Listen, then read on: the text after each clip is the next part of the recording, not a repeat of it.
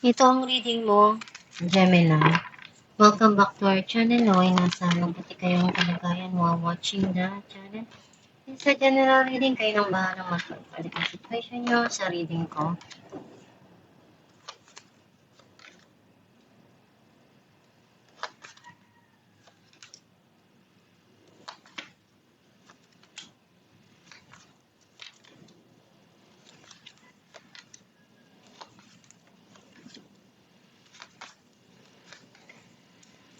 At the bottom of the deck, the Hierophant. I feel like ang nasisense ko na energy mo, nakita ko yung desire ng puso mo, kung ano yung mga pangarap mo, pinag-iisipan mo mabuti, pinag-aaralan mo kung ano yung magandang paraan para maabot mo at makuha mo yung mga gusto mo, yung dreams mo. Ang mensahe ng card mo, meron ditong darating na transformation na bago sa buhay mo and may mga nangyari sa buhay mo sa nakaraan na nag-end na. Mag-umpisa uli yung pagbabago sa buhay mo na hindi mo inaasahan.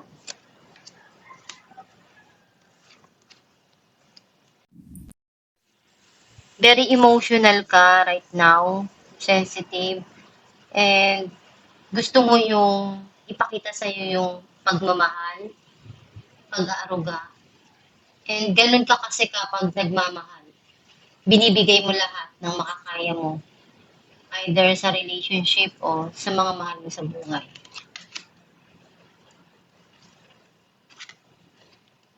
Gusto mo nang kalimutan yung mga nangyari na hindi maganda, mag-move on, at mag-umpisa ulit.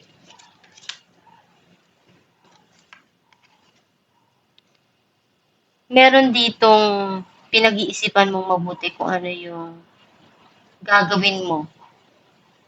Pwedeng may umpisahan ka na trabaho or proyekto na pwedeng makatulong para sa'yo or pagkakabisihan mo. Sa movie may darating na magandang balita. Very intuitive ka and also some of you andun yung you need to listen to your inner self. Minsan dyan kumukonek yung gabay mo, ang Diyos Ama, nagbibigay ng magandang advice or mga ideas para sa'yo. Kapag mayroong mga bagay na pumapasok sa isipan mo, kailangan na bigyan mo rin yun ng pansin.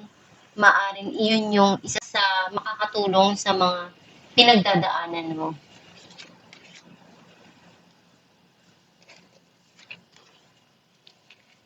Pinupunuan mo yung pagmamahal na kaya mo sa bawat sitwasyon na pumapasok sa buhay mo.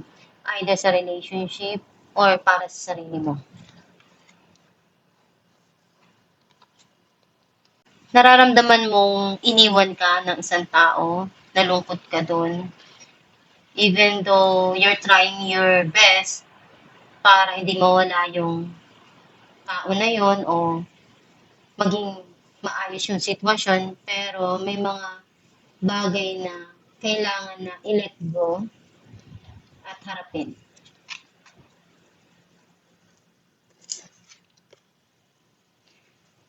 Napunuan mo na tong cups na to and unti-unti nang darating yung mga masasaya na ibibigay sa'yo.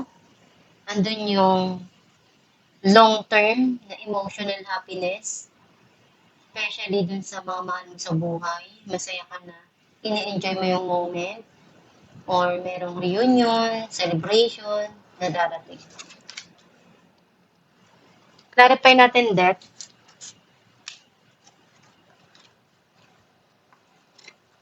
Six of Pentacles and King of Cups.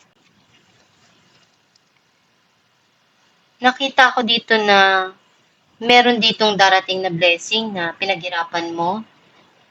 Andun yung unti-unting magkakaroon ng changes sa buhay mo.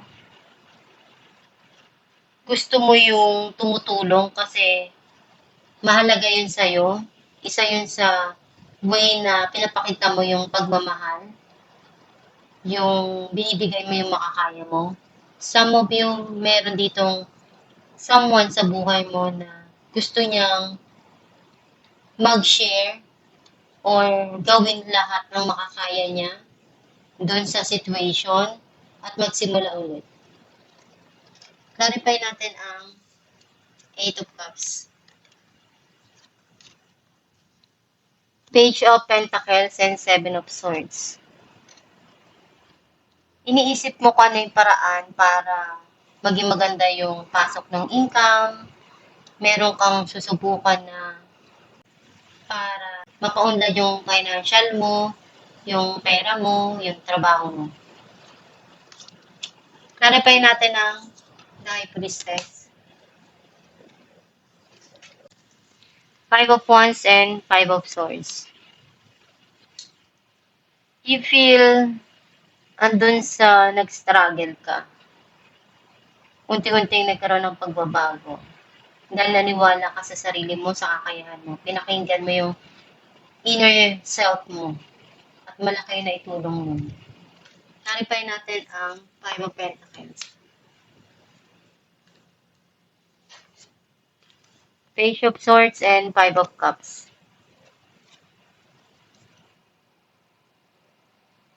You're removing some people in your life na nagpalungkot sa'yo, na may mga bagay na nangyari sa buhay mo na iniisip mo pa rin or hindi mo makalimutan. Some of you, may mga inaalam ka dito na pwedeng makatulong sa'yo para mapaunlad yung buhay mo, yung financial mo. At the same time, meron kang hindi makalimutan na nangyari sa buhay mo sa nakaraan. And you want to remove yung memories na yon at mag-umpisa at harapin yung buhay. Clarify natin ang Queen of Cups, the Tower, and Judgment.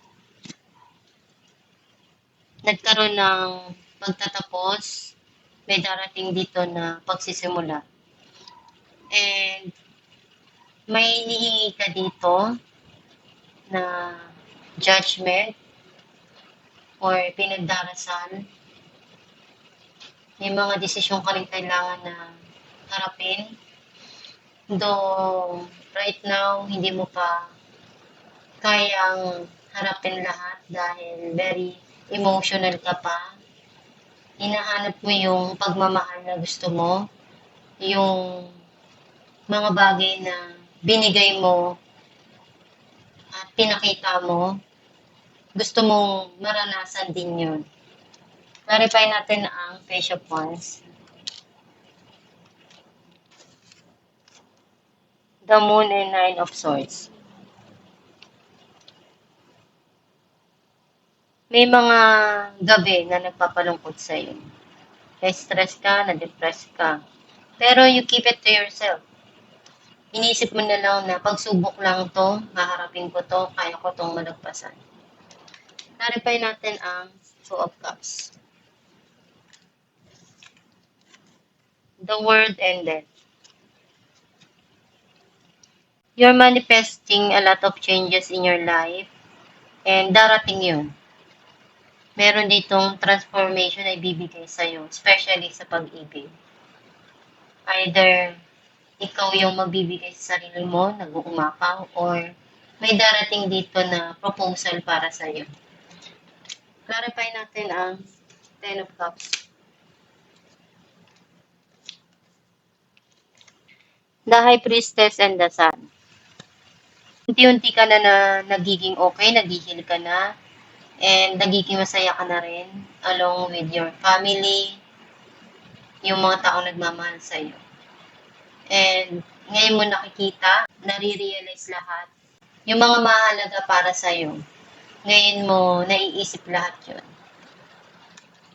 Alamin natin kung ano mensahe ng yung babae.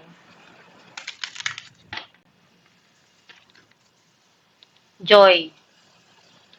Joy is the highest energy of all. It's the magical sense that everything is possible. Joy springs from appreciating the gifts within each moment Joy allows you to attract and create your present and future moments at their highest possible levels. Ang mensahe ng yung gabay na yung kasiyahan, yun yung pinaka malaking nagiging bahagi na binibigay sa atin or nararamdaman natin at nagbibigay ng kakaibang pakiramdam. Yung kasiyahan para sa atin, malaki yung nagiging halaga nun sa puso natin, sa puso mo at sa puso ng bawat isa. Once na naramdaman mo yun, malaki yung natutulong nun sa energy mo, sa mga dumarating sa buhay mo, at sa mga na-attract mo. Kung ano yung nagpapasaya sa'yo, iyon yung sinusunod mo. And gagawin mo lahat ng paraan kung saan ka masaya.